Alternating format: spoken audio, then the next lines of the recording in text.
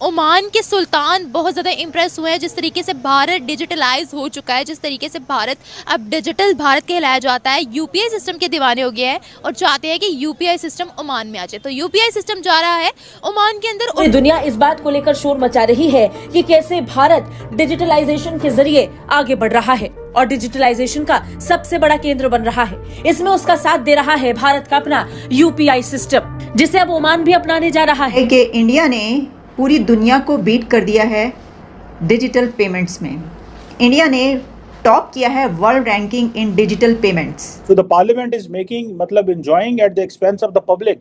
लेकिन हमें दे क्या रहे हैं? कंप्रोमाइजेस हमें दे क्या रहे हैं? अवाम की तो रेट वहाँ पे है कोई नहीं है। अवामी नुमाइंदे तो वहाँ पे वो तो बोलते ही नहीं है कि मुस्लिम ममालिक के अंदर भारत की पकड़ में मजबूत होती जा रही है। भारत को बहुत ज़्यादा प्रेफर किया जा रहा है एज़ कम्पेयर टू। अगर हम पाकिस्तान की बात करते हैं, हमें नहीं देखा जाता, हमें प्रेफरेंस नहीं दी जाती है, हमें कुछ समझा ही नहीं जाता है। फ्री ट्रेड डील इंडिया और ओमान के दरमियान होने जा रही है। यूपीआई को 2016 में पब्लिक के लिए ऑफिशियली लॉन्च कर दिया गया था और देखते ही देखते पूरा भारत आज यूपीआई यूज कर रहा है। सिर्फ भारत में ही नहीं बल्कि दूसरे ममालिक ने भी यूपीआई में अपना इंटरेस्ट शो किया है। भारत हमसे आगे है, मैं मानता हूँ, हर कोई मानता है इस चीज़ पे। देखें, इकोनॉमी के हिसाब से भी वो आगे है, ठीक है, साइंस के हिसाब से भी वो आगे है। अगर आप पूरी दुनिया का 4 कंट्रीज की डिजिटल ट्रांजैक्शंस को कंबाइन कर लें तो आपको पता चलता है कि वो एक कंट्री की बनती है जिसने सबको बीट कर दिया है। सरपास इंडिया ने कर चुका है इसमें टॉप वर्ल्ड रैंकिंग इन डिजिटल पेमेंट्स। यहाँ पे हमारे अपने ही क्राइसिस इतने हैं कि हम बात ही नहीं कर सकते कि हम लोगों को अवेयर करें कि नहीं जी आप टेक्नोलॉजी में आए, ठीक है, ये बहुत आपके लिए सेफ है। लोग यहाँ पे डरते हैं, लोग कहते हैं कि नहीं यार ये फ्रॉड हो सकता है। जय हिंद दोस्तों, ओमान के सुल्तान भारत आए हुए थे, आपको मालूम होगा, और उन्होंने जो है बहुत सारी बातों पे जो है चर्चा हुई है नरेंद्र मोदी के साथ में। वही फेयर एजुकेशन जो है वो फ्री ट्रेड के तहत और साथ में ये यूपीआई के जो है बहुत ही बड़ा जो है समझौता यूपीआई के लिए भी हुआ है। ओमान के सुल्तान का कहना है कि हम पूरे ओमान के अंदर जो है यूपीआई जो है यूज करेंगे और यूपीआई जिस तरीके से भारत में हर ठेले वाला, सब्जी वाला, पानी पूरी वाला जिस तरीके से फ़ोन पे, पेटीएम, गूगल पे सब यूज कर रहे हैं हर जगह, उसी तरीके से जो है ओमान के पूरे लोग जो है लोकल से लेके मार्केटिंग सिटी तक जो है यूपीआई यूज की जाएगी।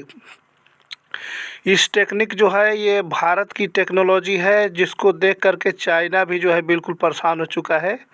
और क्योंकि आपको मालूम है कि छोटी सी बड़ी टेक्नोलॉजी भारत में जब भी आती है तो उसको चाइना देख करके जो है हैरान हो जाता है।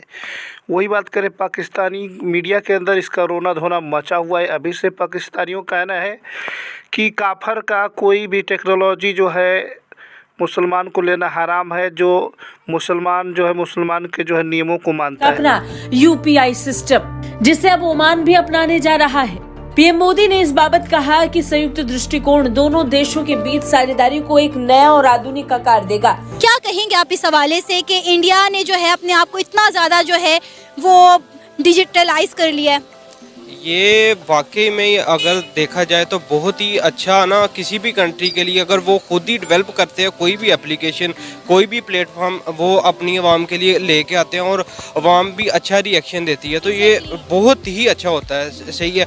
और आगे अगर देखा जाए तो पूरे यूरोप में देखा जाए, ये तो एशिया में चले एशियन लोग कर रहे हैं, लेकिन यूरोप में देखा जाए वो खुद को टोटली तौर पे डिजिटल हो गए हैं और डिजिटल का बहुत ज़्यादा फ़ायदा अगर वो ये इंडियन कर रहे हैं, एशियन कर रहे हैं, तो इसका अभी हमें बहुत कम इसके मतलब नॉलेज है, लेकिन जिन लोगों को नॉलेज है वो बहुत ज़्यादा तेज़ी से ग्रूम करेंगे जिस तरह वो कर चुके हैं यूरोपियन कंट्री।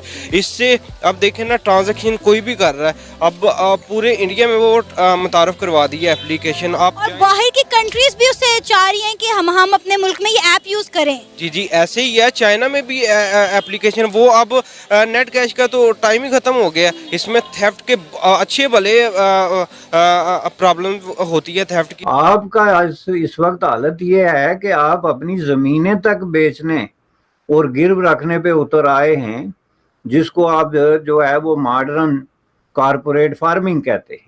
दुनिया के किसी मुल्क में आप मुझे मिसाल दे दें जहाँ इस तरह की कारपोरेट फार्मिंग हो कि आप मल्टी नेशनल कंपनीज या दूसरे मुल्कों की कंपनी को अपनी ज़रूरी ज़मीनें जो हैं वो जो है वो दे दें और आप कहें कि जी ये यहाँ पे हम कारपोरेट फार्मिंग कर रहे हैं।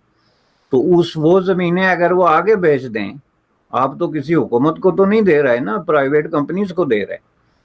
और ये मैंने पहले भी अर्ज किया था कि कोई भी प्राइवेट कंपनी जो आपकी ज़मीन ले रही है, उससे वो उसके जितने भी एसेट्स हैं या कारोबार हैं, कल कोई दूसरी कंपनी ले सकती है, जिसकी वजह से मसलन जो है आपकी सारी जो कंट्रोल है अपनी ज़मीनों पे कारपोरेट फार्मिंग के नाम पे, वो ख़त्म हो जाता है। कि अब कराची में देख ले, बंदा सोच सकता है कि अब अपने साथ 10,000 ही लेके जाए, उसी जगह पे आपकी एप्लीकेशन में अगर आपने किसी को देने हैं, उसके पास भी एप्लीकेशन है, आपने जस्ट एक कोड याद रखना है, उसके ज़रिए आपने ट्रांजैक्शन कर ली, आप महफूज है। ये बहुत ही अच्छी उनकी बात है कि अगर उन्होंने ये किया और अगर उन्हें बहुत अच्छा रिस्पांस मिला। अब हमारी तरफ देख लीजिए, जैज़ कैश, इजी पैसा, ऐसी वैसी एप्लीकेशन किया और ये भी काफ़ी ज़्यादा अच्छा रिस्पांस मिल रहा है। आपको पूरी दुनिया को बीट कर दिया है डिजिटल पेमेंट्स में। इंडिया ने टॉप किया है वर्ल्ड रैंकिंग इन डिजिटल पेमेंट्स, और इसमें जो ट्रांजैक्शंस हैं वो हुई हैं 89.5 million digital transactions in the country. पूरी दुनिया को बीट कर दिया है डिजिटल पेमेंट्स में। तो इस वक्त हम बात कर रहे हैं उस डिजिटल इंडिया की जिसने सबको पीछे छोड़ दिया है, जिसमें चाइना भी है और भी तमाम कंट्रीज़ हैं दुनिया के। तो ज़रा देख लेते हैं कि और कौन से कंट्रीज़ हैं और वो किस नंबर पर आ रहे हैं। पहले नंबर पर जैसे मैंने बताया कि इंडिया की जो डिजिटल ट्रांजैक्शंस कही जा रही हैं वो 89.5 मिलियन डिजिटल ट्रांजैक्शंस हैं। अब इसको आप, मेरा ख्याल है कि 9-10 करोड़ के करीब ये बनती हैं, हो सकता है ये कुछ आगे पीछे हो, लेकिन इसमें जो डेटा मेरे सामने है वो 89.5 मिलियन है।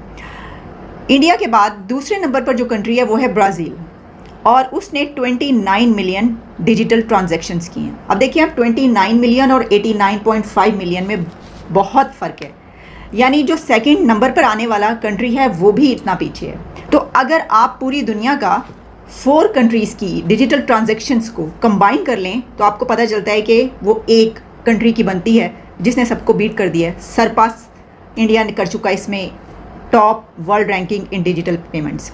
तो 4 मुल्कों की टोटल मिलाकर एक मुल्क की बन रही है। अब ये क्यों इतना इम्पॉर्टेंट है? देखिए, ये तो आप पता ही आपको, और हम इसके ऊपर बात भी करते रहे हैं कि जो कैशलेस इकॉनमी है दुनिया उसी की तरफ बढ़ रही है बहुत तेज़ी से। तो इसमें कई कंट्रीज़ हमें बहुत टॉप ऑफ द लिस्ट नज़र आती हैं। अच्छा, डिजिटल पेमेंट्स के बेनिफिट्स क्या हैं? बहुत सारे बेनिफिट्स हैं, लेकिन इसमें एक बड़ा बेनिफिट ये होता है कि जो आपके टैक्स से लोग बच जाते हैं ना, तो जब आपका को पता है कि इंडिया में कोई भी जो है वो कैश यूज ही नहीं करता। वहाँ पे छोटे से छोटा वेंडर, सब्जी वाला, छाबड़ी वाला, जनरल स्टोर, हर जगह यूपीआई ऐप का इस्तेमाल होता है। लेकिन पाकिस्तान में मुझे नहीं लगा, मैंने अभी तक कहीं पर इतना ज्यादा इन चीजों का यूज देखा ही नहीं है। ऐसे ही है ना, असल में पहली बात तो एक तो इन्फॉर्मेशन नहीं है, बहुत ज़्यादा नॉलेज नहीं है लोगों को, और जो स्टूडेंट है उन्हें है वो इस तरीके के इस्तेमाल करते हैं एप्लीकेशंस, आप जैज़ कैश और दूसरा। लेकिन इंडिया में ये ऐसा सीन है कि उनके जो मिनिस्टर्स हैं वो भी इस चीज़ को ना फ़रोग दे रहे हैं कि नहीं आप करो, डिजिटल हो, इससे बहुत ज़्यादा आपको फ़ायदा होगा। अब वहाँ पे रेडी वाले भी यूज़ कर रहे हैं, तो कैसे रेडी वाले को पता चला? वो तो अनएजुकेटेड है, उससे तो नहीं पता चलना। लेकिन मेन ये है कि आपकी न्यूज़ में आ रहा है कि भैया आप डिजिटल हो, ठीक है, इससे बहुत ज़्यादा फ़ायदा होगा। कैंपेन्स लॉन्च की होगी, लोगों को अवेयर किया होगा इस हवाले से, ताकि हर बंदे को पता चले कि आपने इस तरह से। अब यहाँ पर देखें, गन पॉइंट पे कोई भी आता है, किसी को भी लूट कर चला जाता है, कोई भी यहाँ पे महफूज नहीं है। ऐसे ही है। ये पाकिस्तान की सिचुएशन बहुत ही ज़्यादा हॉरिबल है, बंदा इमेजिन भी नहीं कर सकता। ओमान जो है वो पूरी तरह से जो है यूपीआई अपनाने को तैयार हो चुका है, लेकिन इसमें जो है पाकिस्तानी लोगों का जो है कई तरह से बातें आ रही हैं। क्योंकि आपने एक कहावत सुना होगा कि अंगूर न मिलते हैं तो लोग बोलते हैं कि अंगूर खट्टे हैं। वही हाल बस पाकिस्तान के लोगों के है, क्योंकि पाकिस्तान में इस टेक्नोलॉजी को कभी ज़िंदगी में मिलेगा ही नहीं, क्योंकि ये भारत की टेक्नोलॉजी है और पाकिस्तान में कभी जाएगी ही नहीं, न लोग पाकिस्तानी के इसको यूज कर पाएंगे। इसलिए पाकिस्तानियों जो है इसके जो है प्रोपोगंडा फैला रहे हैं चारों तरफ कि भारत एक काफर देश है और काफर का टेक्नोलॉजी लेना हराम है मुसलमानों के लिए। इस तरह का जो है वो बहानेबाजी पाकिस्तान के अंदर बनाते हुए नज़र आ रहे हैं। क्योंकि उन्हें तो मिलना जुलना तो कुछ है नहीं। भारत की बहुत सारी ऐसी चीज़ें हैं जो पाकिस्तान वालों को पसंद है, लेकिन चाहकर भी वो लोग उस चीज़ को जो है यूज नहीं कर सकते हैं, पा नहीं सकते हैं। इसलिए कई तरह से जो है बहाने बनाते रहते हैं और लोगों में अफवाह उड़ाते रहते हैं।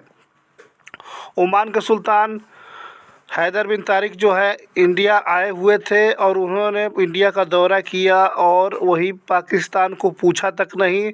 पाकिस्तानियों के मुंह पे बहुत ही बड़ा तमाचा लग गया, क्योंकि एक मुस्लिम कौम, मुस्लिम का बहुत ही बड़ा लीडर होकर जो है पाकिस्तान नहीं गया। इस बात को लेकर के पाकिस्तानी मीडिया में रोना धोना लोगों के अंदर मचा हुआ था कि यार हम लोगों को मुसलमान होकर मुसलमान के पास नहीं आ रहा है। मुसलमान कंट्री में हम लोग जो है बहुत ज़्यादा मुसलमान को सपोर्ट करने वाला पाकिस्तान का देश है, लेकिन वही एक इंडिया के पास कैसे चला गया। इस बात को लेकर के पूरे पाकिस्तान के अंदर रोना धोना भी मचा है कि क्यों ओमान यूपीआई लेने के लिए तैयार है इस बात के लिए।